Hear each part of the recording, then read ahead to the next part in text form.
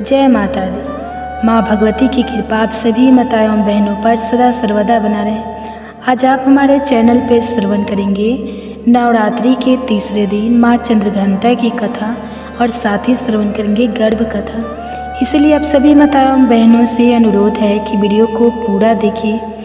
अब वीडियो अच्छी लगेगी तो वीडियो को लाइक कीजिएगा और कमेंट्स में बताइएगा कि वीडियो आपको कैसी लगी, और साथ ही जय माता जी का जयकारा जरूर लगाइएगा, और हो सके तो वीडियो को पूरा सुनिएगा और ज़्यादा से ज़्यादा शेयर कीजिएगा, ताकि हमारे जितने भी माताएं एवं बहनें हैं गर्भ धारण की हुई है वो माताएं एवं बहनें भी गर्भ कथा का वीडियो का आनंद ले सके और अपने गर्भस्थ शिशु को मंगलमय जीवन बनाने के लिए खुशी की कामना के लिए जरूर श्रवण कर सके। और साथ ही हमारे चैनल पे दुर्गा सप्तशती का पाठ भी सुनाया जा रहा है। अगर आप सब सुनना चाहते हैं तो ज़रूर श्रवण कीजिएगा और वीडियो को ज़्यादा से ज़्यादा प्यार दीजिएगा। और चैनल पे नए हैं तो चैनल को सब्सक्राइब जरूर कर लीजिएगा और कमेंट्स बॉक्स में जय माता दी जरूर लिखिएगा।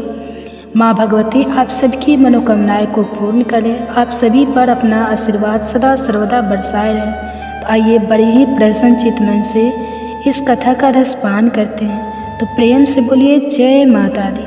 आपकी पूजा से हमारा जीवन सुख समृद्धि हो जाए। माँ चंद्रघंटा आपकी महिमा अपरंपार, आपकी कृपा से हमारा जीवन पवित्र हो जाए।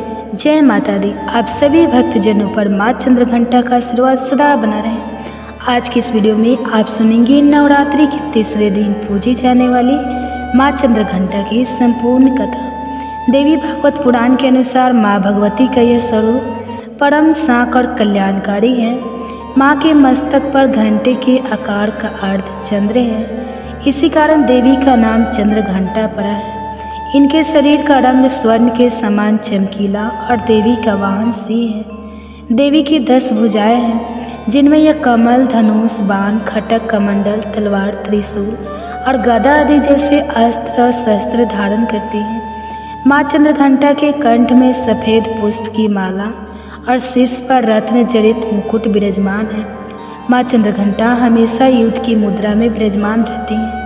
मान्यता है कि देवी के इस रूप की पूजा करने से भक्तों को न केवल अलौकिक शांति प्राप्त होती है, बल्कि इस लोक में और परलोक में भी परम कल्याण की प्राप्ति होती है।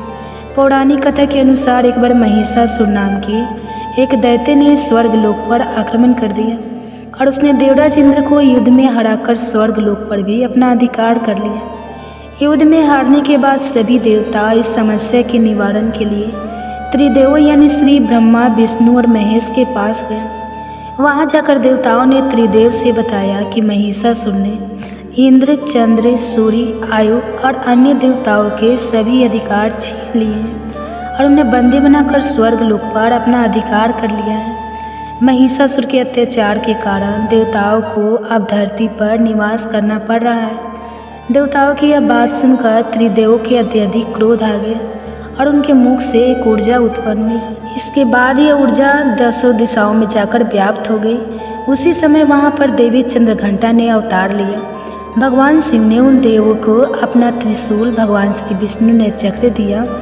इसी तरह अन्य देवताओं ने भी माँ चंद्रघंटा को अस्त्र शस्त्र प्रदान किए। इंद्र ने माँ को अपना ब्रज और घंटा प्रदान किया। सूर्यदेव ने माँ को अपना दिव्य तेज और तलवार दिए। इसके बाद देवी चंद्रघंटा को सवारी के लिए शेर भी दिया गया। अब माँ चंद्रघंटा अस्त्र शस्त्रों से सुसज्जित होकर महिषासुर से युद्ध करने के लिए निकल पड़ी। माँ चंद्रघंटा का रूप इतना विशालकाय था कि उनके इस स्वरूप को देखकर महिषासुर अत्यंत डर गया। महिषासुर ने अपने असुरों को माँ चंद्रघंटा पर आक्रमण करने के लिए कहा। सभी असुर देवी से युद्ध करने के लिए मैदान में उतर गए। माँ चंद्रघंटा के मस्तक पर विराजमान घंटे की टंका से जाने कितने ही असुर मूर्छित हो गए, कितने ही भयभीत होकर भाग गए और न जाने कितने ही असुर सुनने की शक्ति खो बैठे। और तब माँ चंद्रघंटा ने देखते ही देखते उन सभी अस का संहार कर दिया। महिषासुर अपनी पूरी ताकत के साथ देवी के साथ युद्ध करता रहा और अंत में देवी ने महिषासुर का भी वध कर दिया। यह देखकर देवतागण अत्यंत प्रसन्न हो उठे और उन्होंने आकाश से देवी पर पुष्प वर्षा की। आकाश में धुंधुर भी आवाज उठी और इस प्रकार चारों ओर शांति ही शांति छा गई। इस तरह देवी चंद्रघंटा ने देवताओं की रक्षा कर उन्हें स्वर्ग लोक की प्राप्ति कराई। प्रेम से बोलिए चंद्रघंटा माता की जय। प्रिय श्रोताओ, अब सुनिए महिषासुर मर्दनी स्तोत्र का हिंदी अनुवाद। हे हिमालय राज की पुत्री, हे गिरिजा देवी, विश्व को आनंदित करने वाली देवी, नंदी गणों द्वारा पूजित गिरि श्रेष्ठ, विंध्याचल के शिखर पर निवास करने वाली देवी, अपने लीला से भगवान श्री विष्णु को प्रसन्न करने वाली, इंद्रदेव के द्वारा नतमस्तकृत भगवान नीलकंठ की पत्नी, विश्व में विशाल कुटुंब वाली और विश्व को संपन्नता देने वाली, हे महिषासुर का मर्दन करने वाली भगवती, अपने बालों की लता से आकर्षित करने वाली, पर्वत की पुत्री, आपकी जय हो, जय हो, जय हो। देवों को वरदान देने वाली, दुर्धरा और दुर्मुख असुरों को मारने वाली और स्वयं में ही हर्षित रखने वाली, तीनों लोगों का पोषण करने वाली, शंकर जी को संतुष्ट करने वाली, पापों को हरने वाली और घोर गर्जना करने वाली, दानवों पर क्रोध करने वाली, अहंकारों के घमंड को सुखा देने वाली, समुद्र की पुत्री, हे महिषासुर का मर्दन करने वाली, अपने बालों की लता से आकर्षित करने वाली, पर्वत की पुत्री, आपकी जय हो, जय हो, जय हो। हे जगत माता, हे मेरी माँ, प्रेम से कदम के वन में वास करने वाली, हास्य भाव में रहने वाली, हिमालय के शिखर पर स्थित, अपने भवन में विराजित मधु की तरह मधुर मधु कैटभ का मद नष्ट करने वाली, महिष को वर्धनी करने वाली, सदा युद्ध में लिप्त रहने वाली, हे महिषासुर का मर्दन करने वाली, अपने बालों की लता से आकर्षित करने वाली, पर्वत की पुत्री, आपकी जय हो, जय हो, जय हो। शत्रुओं के हाथियों की सूंड काटने वाली और उनके 100 टुकड़े करने वाली, जिनका शीश शत्रुओं के हाथियों के सर अलग अलग टुकड़े कर देता है, अपनी भुजाओं के अस्त्रों से चंड और मुंड के शीश काटने वाली, हे महिषासुर का मर्दन करने वाली और अपने बालों की लता से आकर्षित करने वाली,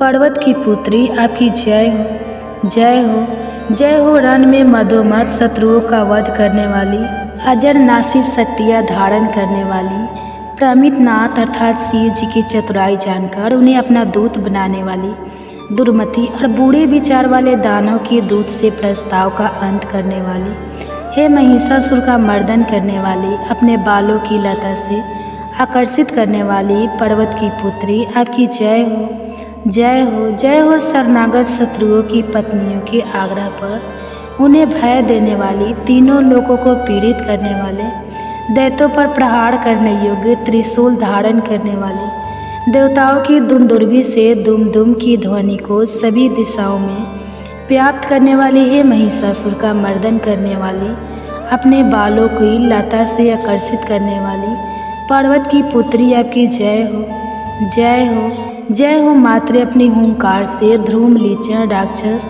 जिसको ध्रुम अर्थात धुएं के समान भस्म करने वाली, युद्ध में कुपित रक्त बीज के रक्त से उत्पन्न अन्य रक्त बीजों का रक्त पीने वाली, शुंभ और निशुंभ दैत्यों की बलि से शिव जी और भूत प्रेतों को तृप्त करने वाली, हे महिषासुर का मर्दन करने वाली, अपने बालों की लता से आकर्षित करने वाली, पर्वत की पुत्री, आपकी जय हो, जय हो, जय हो। युद्ध भूमि में जिनके हाथों के कंगन धनुष के समान चमकते हैं, जिनके सोने के तीर शत्रुओं को बेर्दन करके लाल हो जाते हैं और उनके चीखे निकालते हैं, चारों प्रकार की सेनाओं, हाथी घोड़ा पैदल रथ का संहार करने वाली, अनेक प्रकार की ध्वनि करने वाले, बटकों को उत्पन्न करने वाली, हे महिषासुर का मर्दन करने वाली, आपकी जय हो, अपनी बालों को लता से आकर्षित करने वाली, पर्वत की पुत्री, आपकी जय हो, जय हो, जय हो। देवांगना के तथई आदि शब्दों से युक्त भाव माय नृत्य में मग्न रहने वाली कूप, आपकी जय हो, हे महिषासुर का मर्दन करने वाली, अपने बालों की लता से आकर्षित करने वाली, पर्वत की पुत्री, आपकी जय हो, जय हो, जय हो। जय जयकार करने और स्तुति करने वाले, तो प्रेम से बोलिए माँ भगवती की जय। आप सुनिए गर्भ कथा।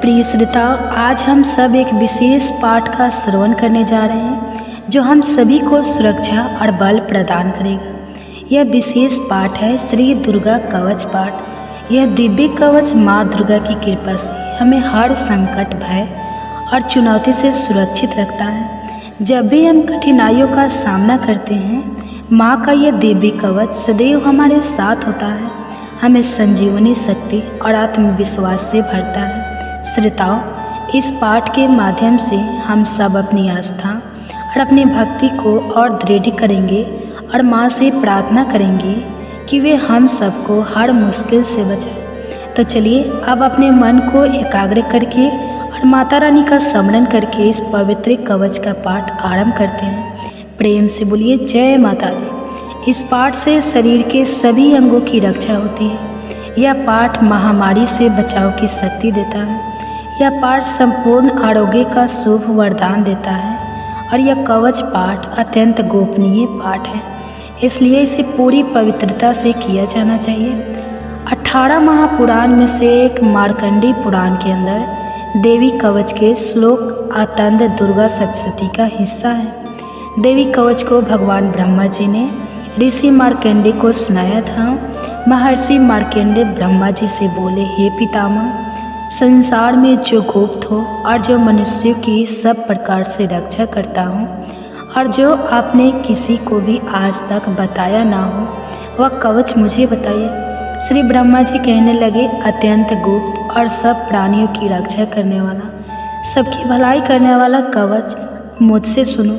प्रथम शैलपुत्री, दूसरी ब्रह्मचारिणी, तीसरी चंद्रघंटा, चौथी कुष्मांडा, पांचवी संकद माता, छठी कात्यायनी, सातवीं कालरात्रि, आठवीं महागौरी और नवीं सिद्धिदात्री। यह देवी की 9 मूर्तियां हैं। यह 9 दुर्गा कहलाती हैं। आग में जलता हुआ, रण में शत्रु से घिरा हुआ, विषम संकट में फंसा हुआ मनुष्य अगर देवी दुर्गा के नामों का स्मरण करे तो उसको कभी भी हानि नहीं हो सकती। रण में उसके लिए कुछ भी आपत्ति नहीं होती और ना उसे किसी प्रकार का कोई दुख या डर ही होता है। हे देवी, जिसने श्रद्धापूर्वक तुम्हारा स्मरण किया है उसकी वृद्धि होती है और जो तुम्हारा चिंतन करते हैं उनकी तुमने संदेह रक्षा करने वाली हो।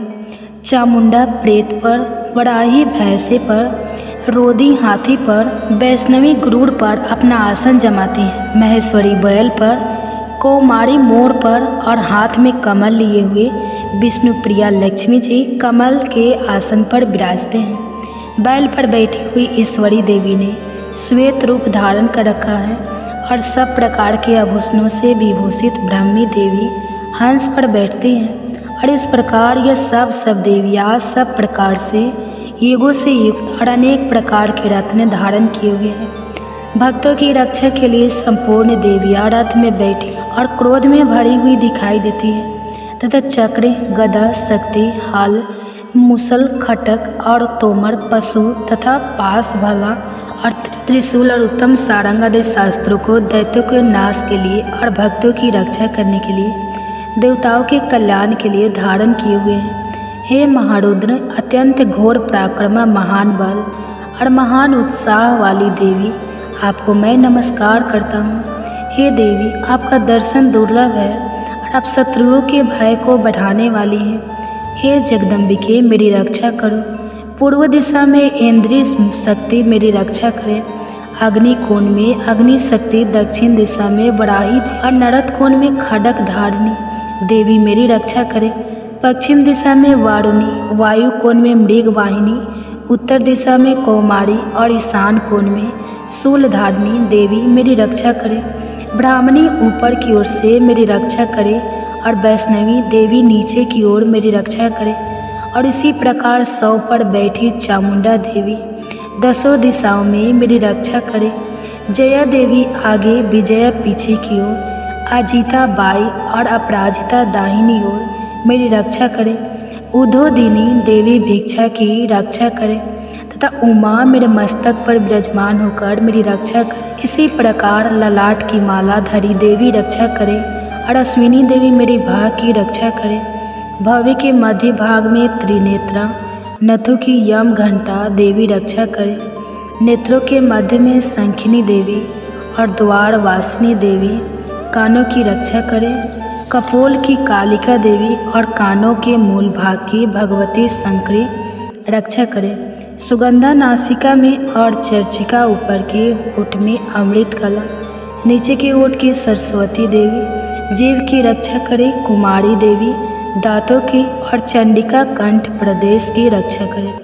चित्रघंटा गले की घाटी की और महामाया ताल की रक्षा करे। कामाक्षी देवी ठोड़ी की और सर्वमंगला मेरी वाणी की रक्षा करे। भद्रकाली गर्दन की और धनुर्धरी पीठ के मेरुदंड की रक्षा करे।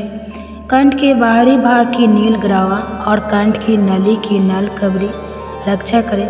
दोनों कंधों की खटक और ब्रज धारणी मेरे दोनों बाहों की रक्षा करे। दोनों हाथों की दंडनीय की रक्षा अंबिका देवी करे। शूलेश्वरी देवी संपूर्ण नखों की कुलेश्वरी देवी मेरी कोची की रक्षा करे। महादेवी दोनों सपनों की और शोक विनाशिनी देवी मेरे मन की रक्षा करे। ललिता देवी हृदय की और शूल धारणी उदर की रक्षा करे। कामिनी देवी नाभि की, गृहसुरी गु भाग की, पूतना और कामिका लिंग की और महर्षि वाहिनी गुदा की रक्षा करे। संपूर्ण कामनाओं को पूर्ण करने वाली महाबला देवी दोनों जंग की रक्षा करे। विद्यावासिनी दोनों घुटनों की और तेजस्वी देवी दोनों पाँवों के पृष्ठ भाग की, श्रीधरी पाँवों की अंगुलियों की, तालवासिनी तालु की, दृष्टा कराली देवी नखों की, ऊर्ध्व केसनी केशों की, बागेश्वरी वाणी की रक्षा करे। रोमावलियों के छिद्रों की कोबरी और त्वचा की बागेश्वरी देवी रक्षा करे। पार्वती देवी रक्त मज्जा वसा मांस हड्डी की रक्षा करे। हाथों की काल रात्रि देवी, पितृ की मुकुट सौरी देवी, प्रज्ञावती कमल कोश की, चुरामन कफ की रक्षा करे। ज्वालामुखी नसों के जल की रक्षा करे। अवध देवी शरीर के सब जोड़ों की रक्षा करे। ब्राह्मणी मेरे वीर की छत्र सौरी देवी छाया की और धर्मधारिणी देवी मेरे अहंकार मन और बुद्ध की रक्षा करे। मेरे प्राण अपमान बयान उदान और सम्मान की व्रज हंस देवी रक्षा करे। कल्याण शोभना मेरे प्राणों की रक्षा करे। रस रूप गंध शब्द और स्पर्श इन विषयों का अनुभव करते समय योगिनी देवी मेरी रक्षा करे तथा सत्व गुण रजोगुण और तमोगुण की रक्षा नारायणी देवी करे। आयु की रक्षा वराही देवी करे। वैष्णवी धर्म की तथा चक्रण देवी मेरे यश कृति लक्ष्मी धन और विद्या की रक्षा करे। इंद्राणी मेरे शरीर की रक्षा करे और हे चंडी कि आप मेरे पशुओं की रक्षा करिए। महालक्ष्मी मेरे पुत्रों की रक्षा करे और भैरवी मेरी पत्नी की रक्षा करे। राजा के दरबार में महालक्ष्मी तथा सब ओर व्याप्त रहने वाली विजया देवी चारों ओर से मेरी रक्षा करे। जो स्थान रक्षा से रहित हो और मैं रह गया हो उसकी पापों का नाश करने वाली जयंती देवी रक्षा करे।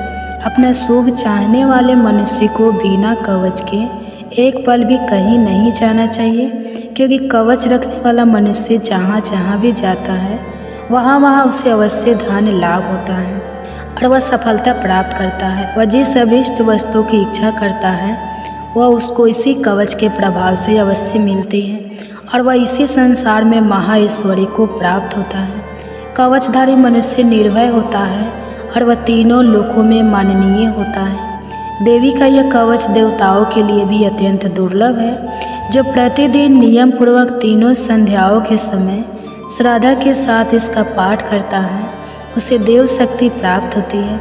वह तीनों लोकों को जीत सकती है और अकाल मृत्यु से रहित होकर 100 वर्षों तक जीवित रहता है। उसकी लता चर्म रोग विस्फोटक आदि समस्त व्याधियों समूल नष्ट हो जाती है और स्थावर जगम तथा कृत्रिम विष दूर होकर उनका कोई असर नहीं होता और समस्त विचार प्रयोग और इस तरह के जितने यंत्र मंत्र इत्यादि होते हैं इस कवच के हृदय में धारण करने पर नष्ट हो जाते हैं। इसके अलावा पृथ्वी पर विचर वाले भूचर नवचर जलचर प्राणी उपदेश मात्र से सिद्ध होने वाले निम्न कोटि के देवता अपने जन्म के साथ प्रकट होने वाले देवता कुल देवता माला आदि डाकिनी शाकिनी अंतरिक्ष में विचर वाली अत्यंत बलवती भयानक डाकिया गृह भूत पिशाच यक्ष गंधर्व राक्षस ब्रह्मा राक्षस बेताल कुष्मांडा और भैरव आदि अनिष्ट कारक देवता भी उस मनुष्य को जिसने कि अपने हृदय में यह कवच धारण किया हुआ है, देखते ही भाग जाते हैं। इस कवच के धारण करने से मन और तेज बढ़ता है।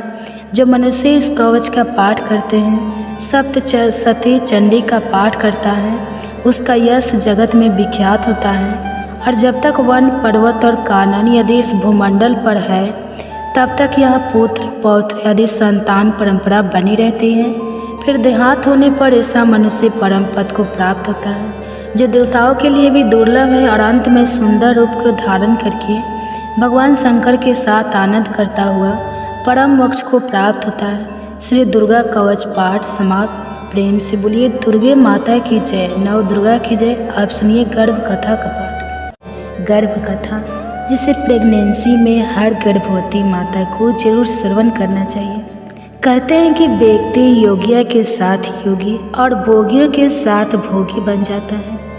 व्यक्ति को जीवन के अंतिम राहों में उसे कौन सी गति मिलेगी, यह भी उसकी संगति पर ही निर्भर करता है। संगति का जीवन में बहुत गहरा प्रभाव पड़ता है। संगति से मनुष्य जहाँ महान बनता है, वहीं बुरी संगति से उसका पार्टनर भी हो जाता है। और आज संतान को ऐसे ही एक प्रेरक प्रसंग के बारे में सुनाए, जो उसे बताएगी कि जीवन में अच्छा साथ होने का कितना ज़्यादा फायदा होता है। आइए कथा को प्रारंभ करें। सभी माताएं शांत भाव से बैठ जाए, अपने दोनों हाथ अपने गर्भ पर रख लें, कोमलता से अपनी आंखें बंद कर लें और अपनी संतान से कहे, आओ मेरे बच्चे, मैं तुम्हें एक कथा सुनाती हूँ। एक बार की बात है, राजकुमार को तोता पालने का मन किया। राजा को बताया गया। तब राजा ने अपने मंत्रियों से कहा, मंत्रीवर, राजकुमार को एक तोता पालने का मन है, जाकर आज शाम तक ही कहानी से तोता लेकर आओ। तोता एकदम से तो कहानी मिलता नहीं था, इसलिए मंत्री एक संत के पास गए और कहा, भगवान, राजा साहब एक तोता लेने की जिद कर रहे हैं, आप अपना तोता दे दो तो बड़ी कृपा होगी। संत ने कहा, ठीक है, ले लो। राजा ने सोने के पिंजरे में बड़े स्नेह से तोता की सुख सुविधा का प्रबंध किया। तो तब ब्रह्मा मुहूर्त में बोलने लगा तोता, जय श्री राम, ओम तत्सव, ओम तत्सव। उठो राजा, उठो महारानी, दुर्लभ मानव तन मिला है, यह सोने के लिए नहीं है, भजन करने को मिला है। राजा परिवार बड़े सवेरे उठकर उसकी बातें सुना करता था। राजा कहते थे कि तोता क्या मिला, हमें तो एकांत ही मिल गया। पर हर जीव की एक निश्चित आयु होती है। एक दिन वह तोता मर गया। राजा, रानी, राज परिवार और पूरे राज्य में हफ्तों तक शोक मनाया गया, झंडा झुका दिया गया। किसी प्रकार राज परिवार ने शोक का वर्णन किया और राजकाज पे पुनः गए। राजा साहब ने कहा, मंत्रीवर, खाली पिंजरा सूना लगता है, एक और तोता की व्यवस्था की जाए। मंत्री ने इधर उधर देखा, एक कसाई के यहाँ वैसा ही बहुत होता पिंजरे में तंगा देखा। मंत्री ने कहा कि राजा साहब चाहते हैं कि यह तोता उन्हें मिले। तब कसाई ने बोला कि ठीक है।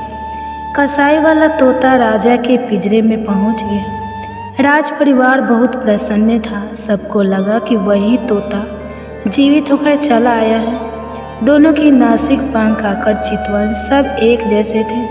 लेकिन बड़े सवेरे तू तो इस प्रकार राजा को बुलाने लगा जैसे वह कसाई अपने नौकरों को उठाता था। उठ हरामी के बच्चे, पढ़ा हुआ है साला, एक दो चप्पल की लगाऊंगी तभी समझ आएगी। चल उठ जा यहाँ से, मेरे लिए अंडे ला और फिर मुर्गियों को काट। कमीने यही बात को बार बार दोहराने लगा। राजा को इतना क्रोध आया कि उसने तोता को पिंजरे से निकाला और गर्दन मरोड़ के केले के बाहर फेंक दिया। मेरे बच्चे वे दोनों तोता सेज भाई थे, पर एक ही गर्दन मरोड़ दी गई तो दूसरे के लिए झंडा झुका दिए गए। भंडारा किया गया, शोक मनाया गया। आखिर भूल हुई तो कहाँ हुई? अंतर था दोनों की संगति का। मेरे बच्चे, हम सभी को यह मानव तन समाज रूप से मिला है। बच्चे, हम सभी को यह तनाव मानव जाति सब समाज रूप से मिला है। पर कोई उसे जीवन में ऐसे काम कर जाते हैं कि उन्हें सदियों तक सब याद रखते हैं, तो कहानी कुछ लोग ऐसे भी होते हैं जिससे उनके माता पिता परिवारजन की तंग आ जाते हैं। तो इसलिए कहा जाता है कि हम सदैव अच्छे लोगों का, अच्छी किताबें का संग करना चाहिए। वही हमारे जीवन की गाड़ी को सही रास्ते पे ले जाते हैं और अंत समय हमारी गति को कम करते हैं। कबीर दास जी ने बड़े ही सरल शब्दों में कहा है, कबीर तन पंछी भाया, जहाँ मन तहाँ उड़ी जाए। जो जैसी संगति करे सो पैसा फल वैसा ही पाए। अर्थात कबीर दास जी कहते हैं कि हमारा तन एक पक्षी की तरह है, उसके पास आज़ादी भी है, वह चाहे जिस दशा में उड़ सकता है, पर उसे यह समझना चाहिए कि वह जहाँ जाएगा, उनकी संगति करेगा, उसे अपने जीवन में वैसे ही परिणाम मिलेंगे। इसलिए हमें ध्यानपूर्वक एक एक काम बढ़ाना चाहिए, अपनी संगति पर सदैव पैनी नज़र रखनी चाहिए। मेरे बच्चे, चलो अब आज के लिए इतना ही। अब तुम कृष्ण की वाणी सुनो। श्री कृष्ण कहते हैं, किसी भी व्यक्ति के अपने जीवन में सफल ना होने के सबसे मुख्य कारण होते हैं खुद पर भरोसा ना होना। जीवन में वही व्यक्ति सफल होता है जिसे खुद पर भरोसा हो। जिस व्यक्ति को खुद पर भरोसा नहीं है वह कभी भी सफल नहीं हो सकता। एक बार दानवीर कर्ण ने भगवान श्री कृष्ण से अपनी व्यथा सुनाई और कहा कि हे प्रभु, जब मैं पैदा हुआ तब मेरी माँ ने मुझे त्याग दिया, इसमें मेरा क्या अपराध था। द्रोणाचार्य ने मुझे शिक्षा देने के मना कर दिया क्योंकि वह मुझे क्षत्रिय नहीं मानते थे, इसमें भी मेरा क्या अपराध। और द्रौपदी के स्वयंवर में मुझे अपमानित किया गया क्योंकि महाराज परिवार का हिस्सा नहीं हूँ। जवाब में श्री कृष्ण ने कहा, हे कर्ण, जरा ध्यान से सुनो। मेरा जन्म हुआ तब मैं कारागार में था और मैं पैदा होते ही मेरी मृत्यु मेरा प्रतीक्षा कर रही थी। जिस रात मेरा जन्म हुआ था उस रात मुझे मेरे माँ बाप से अलग होना पड़ा, जहाँ पहुँचकर मुझे हर वो एक काम करना पड़ा जो एक गरीब परिवार में करना पड़ता है। गायों का गोबर हाथ से उठाना।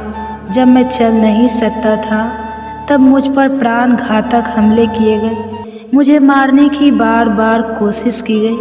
न मेरे पास बचपन में शिक्षा थी, न ही महल था, न कोई गुरुकुल था, न कोई विशाल सेना थी, लेकिन तब भी मेरे मामा मुझे उनका सबसे बड़ा शत्रु मानते थे।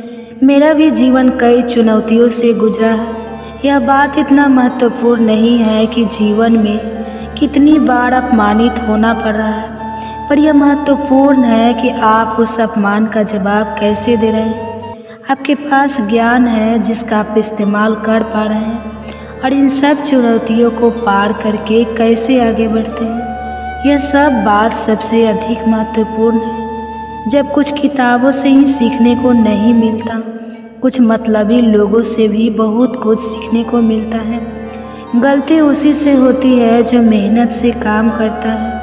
निकम्मे की ज़िंदगी में तो दूसरे की बुराई खोजने में ख़त्म हो जाती है।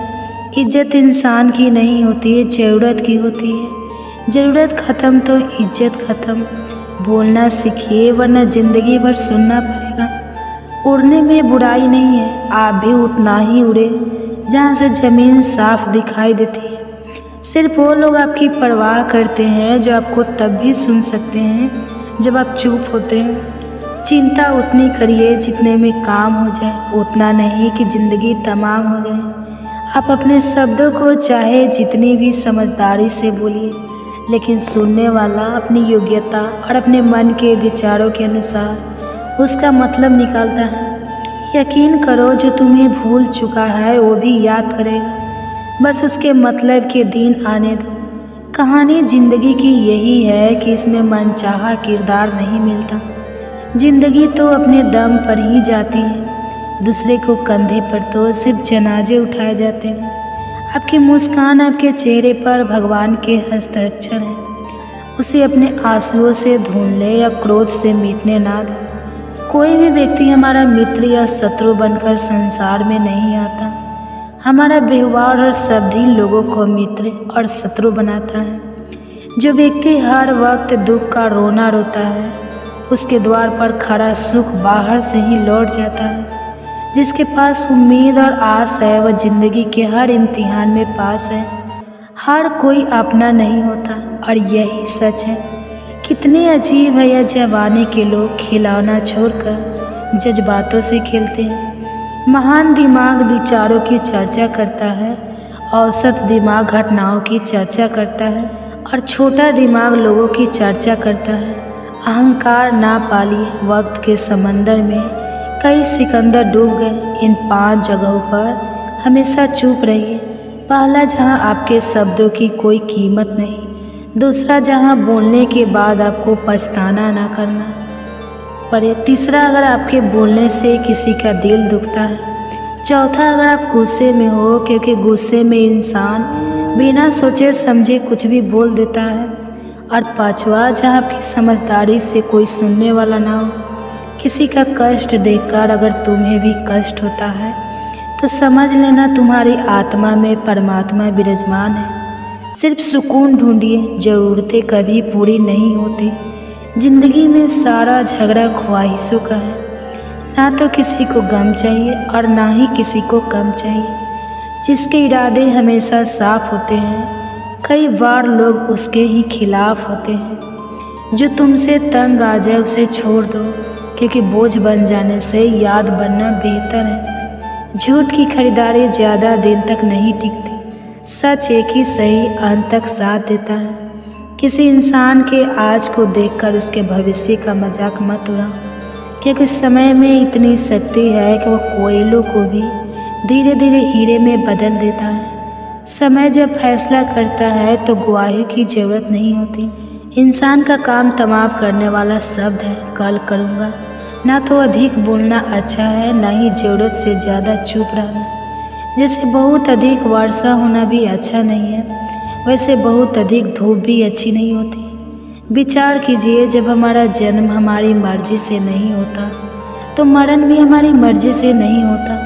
तो इस जन्म मरण के बीच में होने वाली सारी व्यवस्था हमारी मर्जी से कैसे हो सकती है। ज़िंदगी में हर मौके का फ़ायदा उठाओ और किसी के मजबूरी का नहीं। अगर ज़िंदगी मौका देती है तो धोखा भी देती है। आज के ज़माने में सुखी होना तो स्वार्थी बनना पड़ेगा।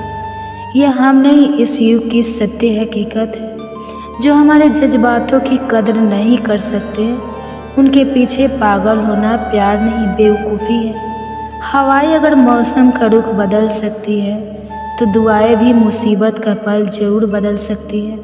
जो दिल में है उसे कहने की हिम्मत रखो, जो दूसरे के दिल में है उसे समझने की समझ रखो। रिश्ते कभी नहीं टूटेंगे।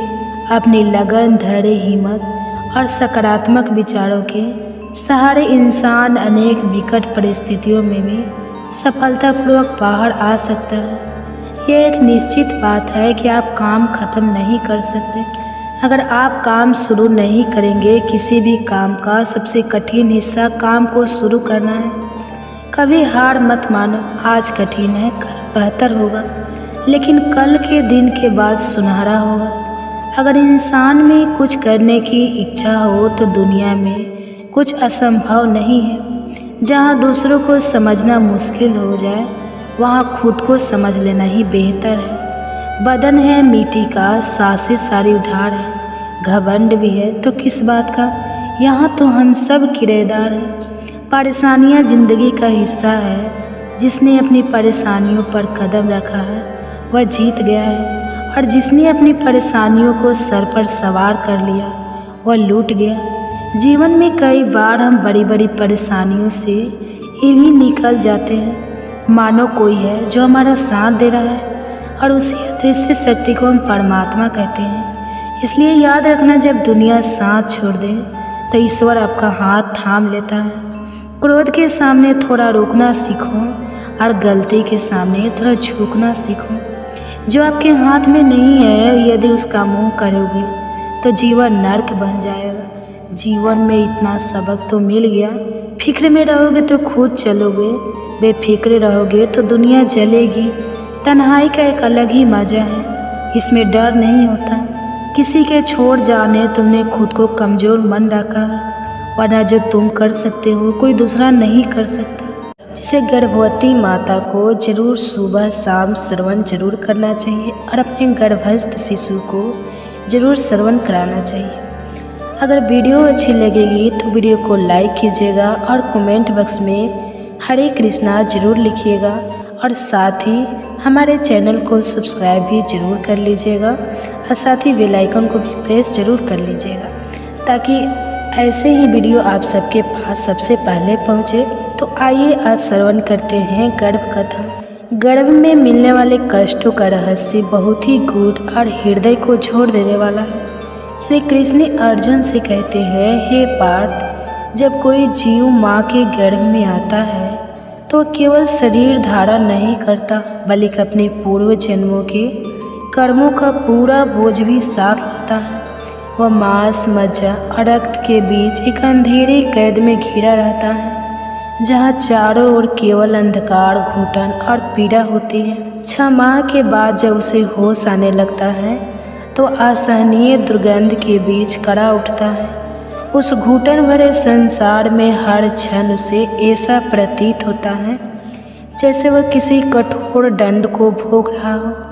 तब वह आत्मा आर्त स्वर में ईश्वर से पुकारती है, हे प्रभु, मैंने ऐसा कौन सा पाप किया था जो मुझे इस अंधकारमय नरक में धकेल दिया गया। मैं इस मोह माया से भरी दुनिया में जन्म नहीं लेना चाहता, कृपया कर मुझे मुक्त कर दीजिए। परंतु नियति की यह अटल सच्चाई है कि ईश्वर उसकी विनती को अनसुना कर देते हैं, क्योंकि जीव को अपने कर्मों का फल भोगना ही पड़ता है। श्री कृष्ण अर्जुन को बताते हैं, हे धनंजय, माँ के गर्भ में जीव जितने कष्ट सहता है वह मृत्यु लोक के किसी भी दुख से कहीं अधिक होता है।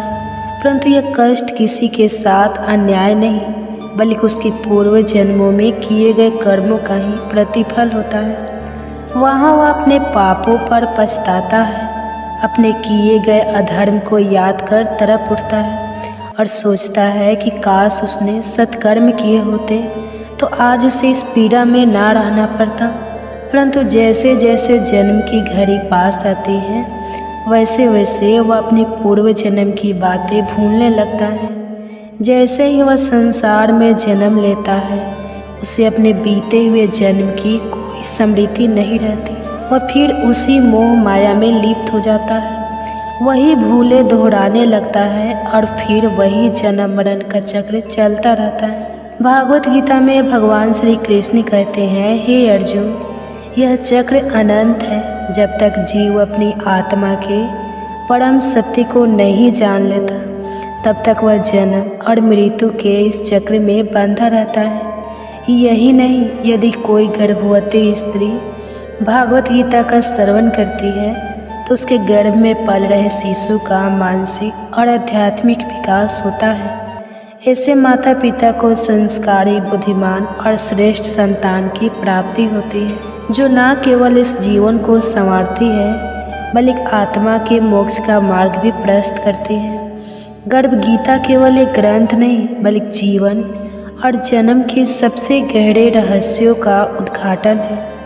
यह वह दिव्य ज्ञान है जो हमें सोचने पर विवश करता है। क्या हम इस चक्र से मुक्त हो सकते हैं?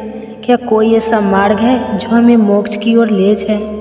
भगवान श्री कृष्ण स्वयं हमें यह सिखाते हैं कि संसार एक स्वप्न के समान है जहाँ हर जन्म हमें मोक्ष का एक अवसर देता है। अब यह हम पर निर्भर करता है कि हम इस जीवन को केवल भोगों में व्यतीत कर देते हैं या आत्मज्ञान प्राप्त कर अपने असली स्वरूप को पहचानते हैं। अर्जुन का हृदय और भी व्यथित हो उठा। उसने व्याकुल स्वर में कहा, हे प्रभु, यह मन तो मतवाले हाथी के समान बेलगाम है। इसकी तृष्णा कभी समाप्त नहीं होती। यह 5 इंद्रियों के वश में है और इन पर सबसे अधिक प्रभाव अहंकार का है। यह अहंकार इतना बलवान है कि यह मनुष्य को पतन की ओर धकेल देता है। कृपया कर बताइए इस मन को कैसे वश में किया जाए। भगवान श्री कृष्ण ने धैर्यपूर्वक कहा, हे अर्जुन, यह मन सचमुच हाथी के समान उद्दंड है। इसकी तृष्णा इसे कभी स्थिर नहीं रहने देती। यह काम, क्रोध, लोभ, मोह और अहंकार के अधीन होकर अपने ही विनाश का कारण बनता है। किंतु जैसे एक मतवाले हाथी को अंकुश से नियंत्रित किया जाता है, वैसे ही इस मन रूपी हाथी को वश में करने का एकमात्र उपाय है ज्ञान का। अंकुश अहंकार से ग्रस्त प्राणी अंधकार में गिरता है, नरक के गर्भ में समा जाता है। किंतु जो ज्ञान के प्रकाश को धारण करता है वह स्वयं को बचा लेता है। अर्जुन ने व्याकुल होकर पूछा, हे कृष्ण, यह प्राणी बार बार गर्भ में क्यों आता है? यह जन्मते ही पीड़ा क्यों सहता है? रोग, जरा और अतः मृत्यु की कठोर मार इसे क्यों झेलनी पड़ती है? वह कौन सा पवित्र कर्म है जिससे यह जन्म मरण के बंधन से मुक्त हो सके? भगवान श्री कृष्ण ने गंभीरता से उत्तर दिया, हे अर्जुन, यह मनुष्य अज्ञान और मोह में अंधा है। यह संसार के नश्वर सुख में आसक्त होकर बार बार जन्म लेता है, बार बार मरता है। इसे कभी चैन नहीं मिलता। यह जिस वस्तु को पा लेता है उसके खोने का डर इसे सताता है, और जो नहीं मिलती उसकी चाह में जीवन भर भटकता रहता है। आठों पहर माया के पीछे दौड़ता है और इसी मोह के कारण यह गर्भ के दुखों को सहता रहता है। श्री कृष्ण के इन वचनों ने अर्जुन के हृदय में एक तीव्र ज्वाला जला दी। उसकी आत्मा जैसे किसी अनजाने सत्य को पहचानने लगी। वह समझने लगा कि मनुष्य का सबसे बड़ा शत्रु स्वयं उसका अहंकार है और सबसे बड़ी मुक्ति का द्वार केवल ज्ञान में है। अर्जुन व्याकुल होकर बोले, हे भगवान, कुछ लोग तुम्हारे नाम का स्मरण करते हुए वन वन भटकते हैं, कुछ वैराग्य धारण कर लेते हैं और कुछ धर्म कर्म में लीन रहते हैं। इन सब में सच्चा भक्त कौन है? कौन वास्तव में तुम्हारे निकट है?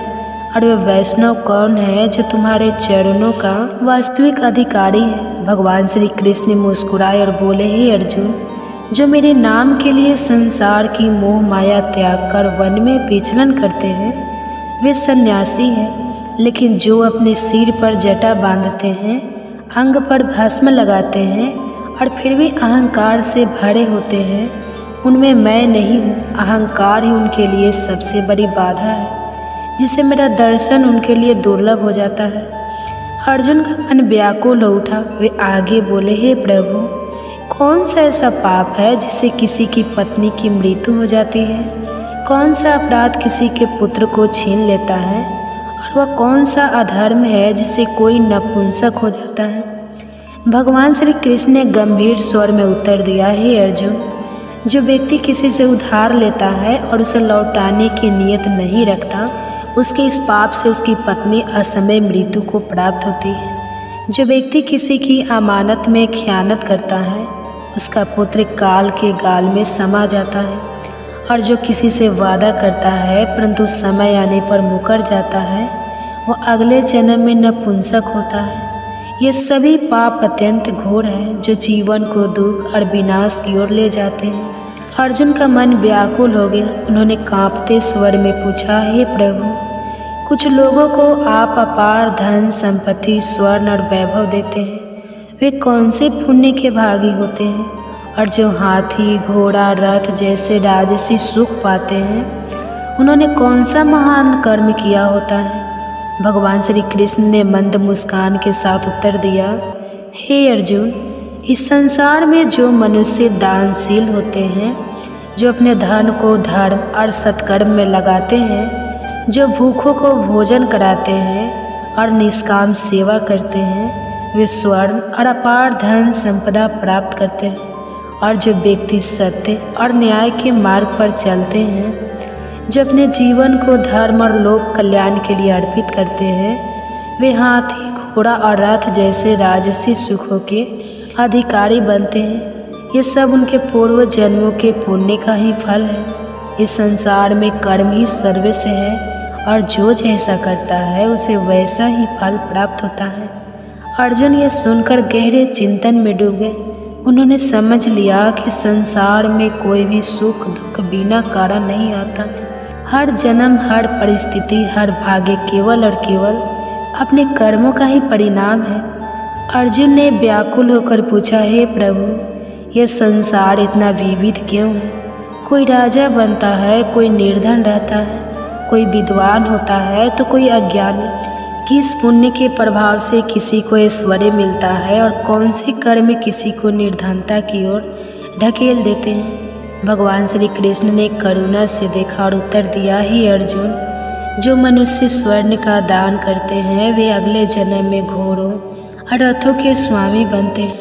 जो निष्काम भाव से कन्यादान करते हैं वे पुनः पुरुष योनि में जन्म लेते हैं। जो अन्न दान करते हैं उनका स्वरूप सुंदर होता है और जिन्होंने विद्या का दान किया है वे स्वयं भी विद्यावान होते हैं। संतों की सेवा करने वाले पुण्य आत्माओं को पुत्र रत्न की प्राप्ति होती है। अर्जुन ने गहरी सांस ली और पुनः पूछा, हे प्रभु, कौन सा पाप ऐसा है जिससे मनुष्य जीवन भर रोगों से ग्रस्त रहता है? कौन सा अधर्म उसे गधे का जन्म लेने को बाध्य करता है? स्त्री और टूट का जन्म किस पाप के कारण प्राप्त होता है? और वह कौन सा पाप है जिससे कोई बिल्ली का जन्म पाता है? भगवान श्री कृष्ण का स्वर गंभीर हो गया। हे अर्जुन, जो व्यक्ति कन्यादान करते समय धन लेते हैं वे पापी होते हैं और यही कारण है कि वे जीवन भर रोगों से पीड़ित रहते हैं। जो व्यक्ति अपनी वासनाओं में डूबकर मदिरा का सेवन करते हैं वे अगले जन्म में टट्टू बनते हैं।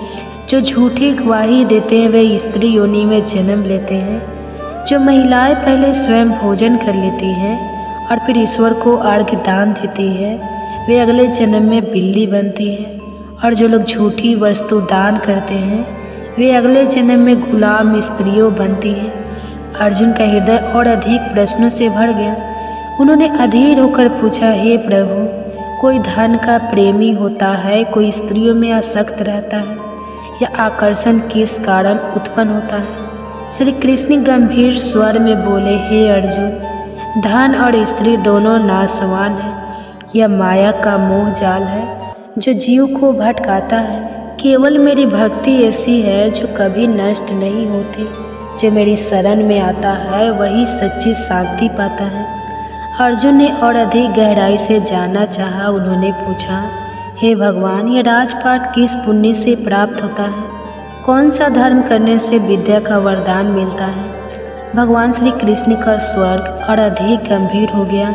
हे अर्जुन, जो प्राणी काशी में निष्काम भाव से तप करते हुए देह त्यागते हैं वे राजा बनते हैं। और जो गुरु की सेवा निष्ठा और समर्पण से करते हैं वे विद्या प्राप्त करते हैं। ये संसार केवल कर्मों का प्रतिफल है। अर्जुन अभी भी समाधान नहीं पा रहे थे। उन्होंने और जिज्ञासा से पूछा, हे प्रभु, कुछ लोग बिना किसी परिश्रम के अचानक धनवान हो जाते हैं, इसका क्या कारण है? भगवान श्री कृष्ण मुस्कुराए और बोले, हे अर्जुन, जो गुप्त दान करते हैं, जो बिना किसी दिखावे के दूसरों की सहायता करते हैं, वे अचानक धन संपत्ति प्राप्त करते हैं।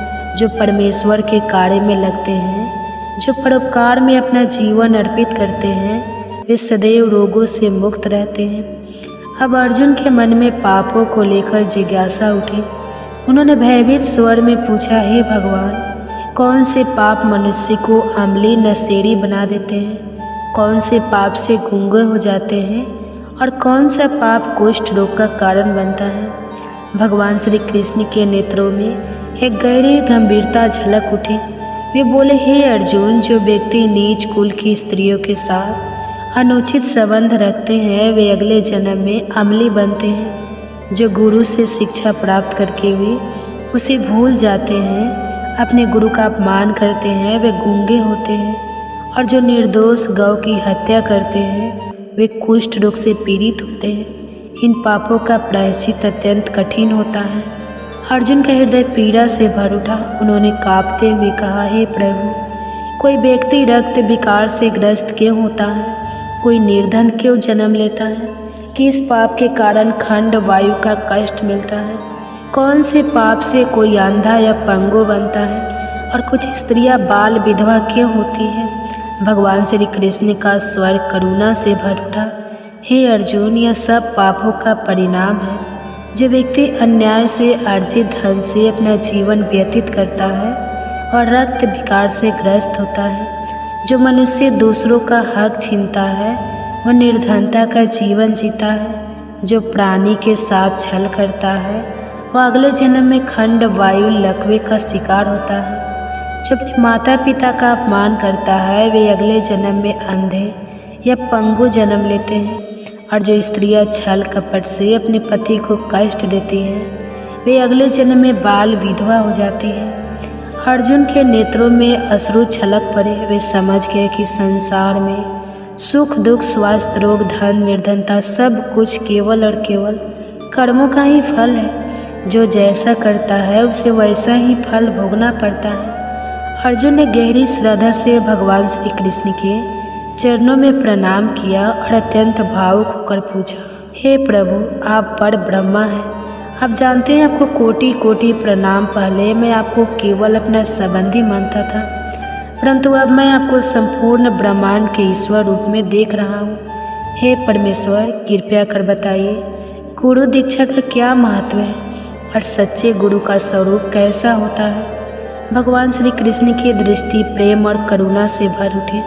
वे मंद मुस्कान के साथ बोले, हे अर्जुन, धन्य हो तुम, धन्य है वो माता पिता जिन्होंने तुम जैसा पुत्र पाया।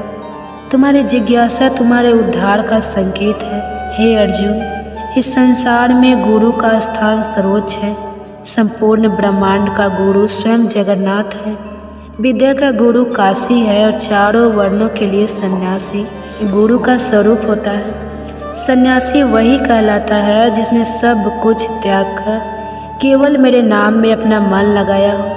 ब्राह्मण ही जगत गुरु होता है, परंतु सच्चा गुरु वही है जिसने अपनी सभी इंद्रियों को जीत लिया हो, जिसे संपूर्ण संसार ईश्वरमय प्रतीत होता हो, जो माया मोह से परे और परम तत्व को जानने वाला।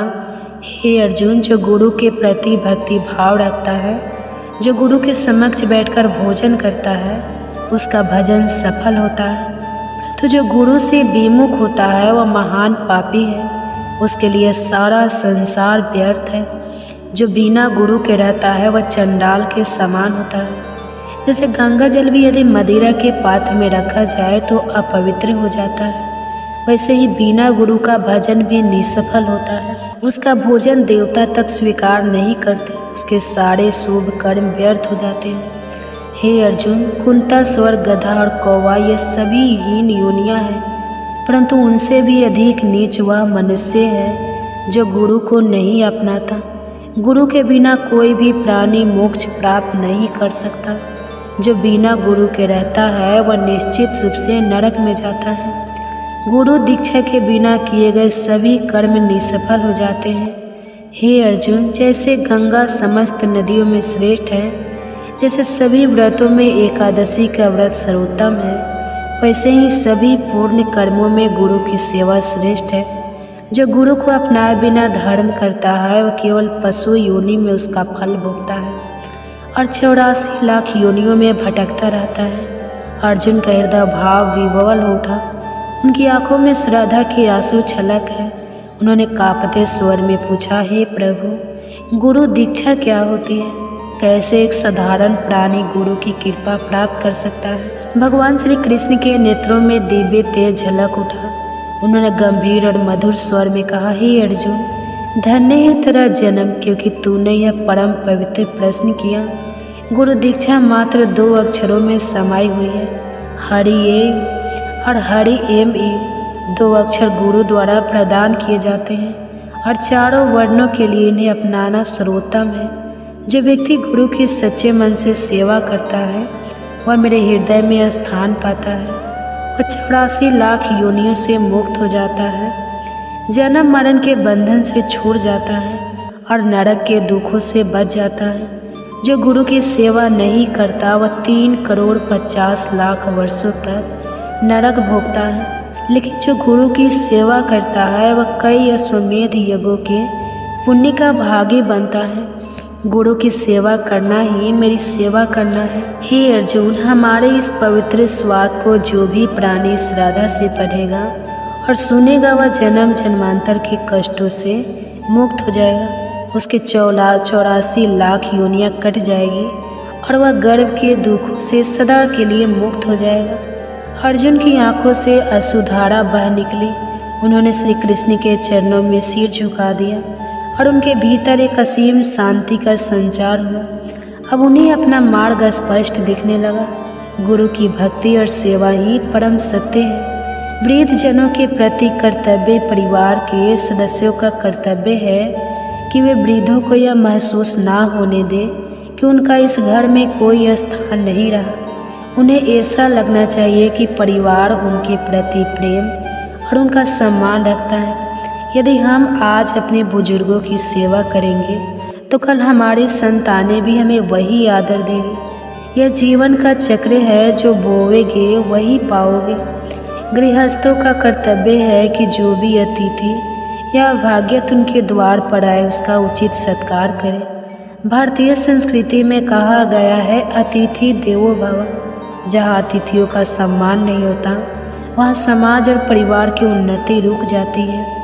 परिवार की एकता भी बहुत महत्वपूर्ण है। जहाँ लोग एक दूसरे से खुलकर संवाद नहीं करते, एक दूसरे से कटे कटे रहते हैं, वह समाज और परिवार शीघ्र ही बिखरने लगते हैं। इसके विपरीत जहाँ शाम को सभी सदस्य मिलकर बैठते हैं, अपनी बातें साझा करते हैं और परस्पर प्रेम भाव रखते हैं, वहाँ परिवार में सुख और समृद्धि बनी रहती है। अगर कोई व्यापार लगातार घाटे में चल रहा हो तो उसे सफल नहीं कहा जाता। इसी तरह मानव जीवन भी एक व्यापार की तरह है। अगर इसमें प्रसन्नता, शांति और संतोष नहीं है तो यह घाटे में ही चल रहा है। अत्यधिक इच्छाएं, अहंकार, द्वेष, क्रोध, असहिष्णुता और स्वार्थ, यह सभी जीवन को धीरे धीरे नष्ट कर देते हैं। बहुत से लोग सारी भौतिक सुविधाएं होने के बावजूद भी मानसिक रूप से परेशान रहते हैं, क्योंकि वे ईर्ष्या, द्वेष, कलह, चिंता और मानसिक उलझनों में उलझे रहते हैं। धन अधिक हो या कम, लेकिन मन यदि पवित्र है तो जीवन सुखी रहेगा।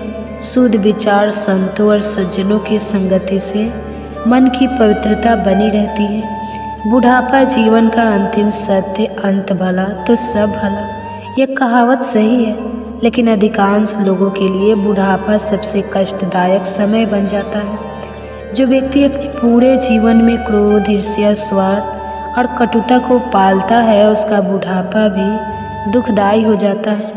परंतु जो संतोष, सेवा और प्रेम का मार्ग अपनाता है, वो अपने जीवन के अंतिम पड़ाव को भी शांति और सुख के साथ व्यतीत करता है।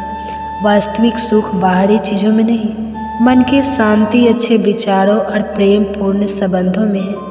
वृद्धों का सम्मान करें, उनके अनुभवों से सीखें, परिवार में प्रेम और एकता बनाए रखें, मन को शुद्ध रखें ताकि जीवन के अंतिम क्षण भी सुखद और शांतिपूर्ण हो। दोस्तों, अगर आपको ये वीडियो पसंद आई हो तो लाइक, शेयर और सब्सक्राइब करना ना भूलें। यदि आप हमारे YouTube चैनल वंदना काव्य पर नए हैं तो सब्सक्राइब करके बेल आइकन दबाएं ताकि हमारी हर नई वीडियो सबसे पहले आप तक पहुंचे। कमेंट्स में जय श्री कृष्णा, राधे राधे लिखना, अपना आशीर्वाद दें। हमारी पूरी वीडियो देखने के लिए धन्यवाद। जय श्री कृष्णा, राधे राधे। कहते हैं कि गर्भावस्था में अगर पूरी भागवत ना भी पढ़ पाए तो कृष्ण के जन्म के समय की स्तुति जरूर ही श्रवण करना चाहिए। इसे गर्भ में पल रहे बच्चे पर भगवान के जैसे ही गुण प्रकट होते हैं। तो आइए बड़े ही प्रसन्न चित्त मन से माताएं एवं बहनें गर्भ कथा का श्रवण करते हैं। भगवान श्री कृष्ण जिन्हें संपूर्ण ब्रह्मांड का पालनहार माना जाता है, इन्हीं के बाल लीला का हम श्रवण करेंगे। अगर अभी तक आपने मेरे चैनल को सब्सक्राइब नहीं किया है तो चैनल को सब्सक्राइब कर लीजिए। अगर वीडियो अच्छी लगेगी तो वीडियो को लाइक कीजिए और कमेंट्स में हरे कृष्णा जरूर लिखिए, और हो सके तो वीडियो को पूरा जरूर श्रवण कीजिए और अपने बच्चे को भी जरूर सुनाइए, और ज़्यादा से ज़्यादा इस वीडियो को शेयर कीजिए ताकि जितने भी हमारे माताएं एवं बहनें गर्भावस्था में हैं वो अपने बच्चे को जरूर सुनाएं। और बच्चे में भगवान के जैसे गुण भी आते हैं, बच्चे अच्छे संस्कार के पैदा होते हैं। तो भगवान श्री कृष्ण जिन्हें संपूर्ण ब्रह्मांड का पालनहार माना जाता है, उनका जब धरती पर जन्म लिया तो उन्हें बाल्यकाल की लीलाएं अत्यंत मोहक और चमत्कारी थी। उनके बाल रूप ने गोकुल और वृंदावन में भक्तों के हृदय को प्रेम और आनंद से भर दिया। यह कथा हमें उनकी अद्भुत बाल्यकाल की कुछ लीलाओं का रसपान कराएगी। कंस का अत्याचार दिन प्रतिदिन बढ़ता जा रहा था। उसने अपने बहन देवकी और उनके पति वासुदेव को कारागार में डाल दिया था, क्योंकि आकाशवाणी ने भविष्यवाणी की थी कि देवकी का 8वां पुत्र उसका संहार करेगा। जब श्री कृष्ण का जन्म हुआ तो कारागार के सभी द्वार अपने आप खुल गए और वासुदेव जी उन्हें टोकरी में रखकर यमुना पार गोकुल में नंद बाबा के घर ले गए। वहाँ उन्होंने यशोदा के नवजात शिशु के स्थान पर कृष्ण को रख दिया और लौटे। सुबह होते ही नंद बाबा और यशोदा माता को यह अपार हर्ष हुआ कि उनके घर में एक सुंदर पुत्र ने जन्म लिया। गोकुल में आनंद की लहर दौड़ गई, चारों ओर उल्लास का वातावरण बन गया। कंस ने कृष्ण को मारने के लिए कई असुरों को भेजा। उनमें से एक थी पुतना, जो बच्चों को मारने के लिए उन्हें विषैले दूध से पिलाती थी। वह सुंदर स्त्री का रूप धारण कर गोकुल पहुँची और कृष्ण की गोद में लेकर उन्हें स्तनपान कराने लगे। लेकिन भगवान कृष्ण उसकी चाल को भली भांति समझ गए और उन्होंने इतना तेज चूसना शुरू किया कि पुतना पीड़ा से चीखने लगे। अतः वह अपने असली राक्षसी रूप में आकर धराशायी हो गई। गोकुलवासियों ने इसे चमत्कार माना, लेकिन वे कृष्ण के इस अद्भुत पराक्रम से अनजान थे। कृष्ण बचपन से ही बड़े नटखट थे।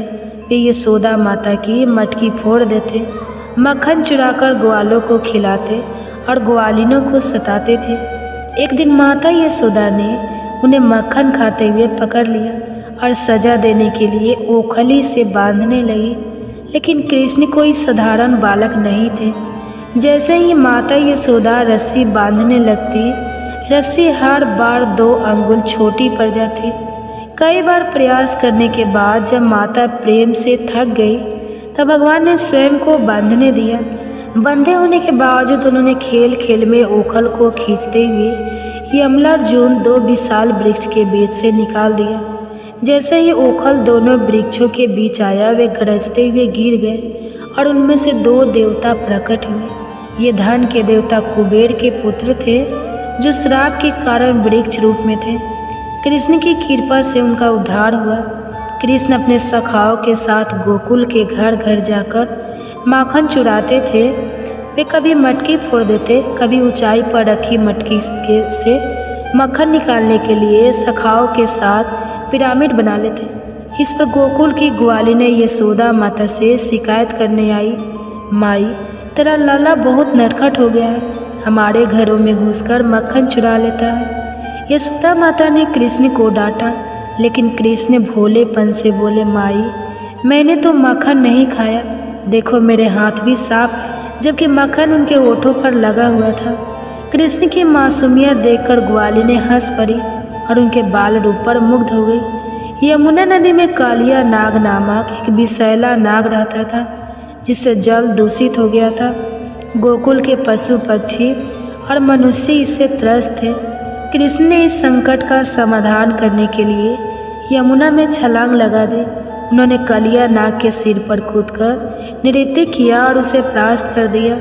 नाग ने भयभीत होकर भगवान से क्षमा मांगी।